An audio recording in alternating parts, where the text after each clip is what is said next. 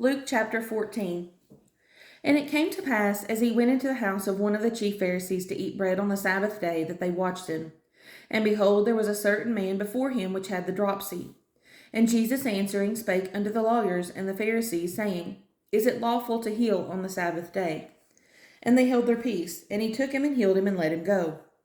And answered them, saying, Which of you shall have an ass or an ox fallen into a pit, and will not straightway pull him out on the Sabbath day?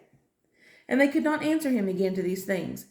And he put forth a parable to those which were bidden, which he marked, when he marked how they chose out the chief rooms, saying unto them, When thou art bidden of any man to a wedding, sit not down in the highest room, lest a more honorable man than thou be bidden of him. And he that bade thee and him come and say to thee, Give this man place, and thou begin with shame to take the lowest room. But when thou art bidden, go and sit down in the lowest room, that when he that bade thee cometh, he may say unto thee, Friend, go up higher. Then shalt thou have worship in the presence of them that sit at meat with thee. For whosoever exalteth himself shall be abased, and he that humbleth himself shall be exalted. Then said he also to him that bade him, When thou makest a dinner or a supper, call not thy friends, nor thy brethren, neither thy kinsmen, nor thy rich neighbors, lest they also bid thee again, and a recompense be made thee. But when thou makest a feast, call the poor, the maimed, the lame, the blind, and thou shalt be blessed, for they cannot recompense thee, for thou shalt be recompensed at the resurrection of the just.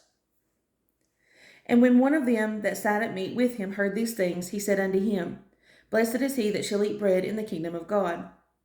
Then Jesus said he unto him, A certain man made a great supper, and bade many, and sent his servant at supper time to say to them that were bidden, Come, for all things are now ready. And they all with one consent began to make excuse. The first said unto him, I have bought a piece of ground, and I must needs go and see it. I pray thee have me excused. And another said, I have bought 5 yoke of oxen, and I go to prove them. I pray thee have me excused. And another said, I have married a wife, and therefore I cannot come. So that servant came, and showed his lord these things. Then the master of the house, being angry, said to his servant, Go out quickly into the streets and lanes of the city, and bring in hither the poor, and the maimed, and the halt, and the blind. And the servant said, Lord, it is done as thou hast commanded, and yet there is room.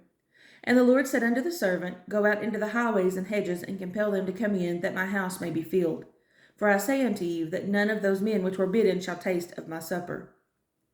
And there went great multitudes with him, and he turned, and said unto them, If any man come to me, and hate not his father, and mother, and wife, and children, and brethren, and sisters, yea, and his own life also, he cannot be my disciple. And whosoever doth not bear his cross, and come after me, cannot be my disciple. For which of you, intending to build a tower, sitteth not down first, and counteth the cost, whether he have sufficient to finish it? Lest haply, after he hath laid the foundation, and is not able to finish it, all that behold it begin to mock him, saying, This man began to build, and was not able to finish.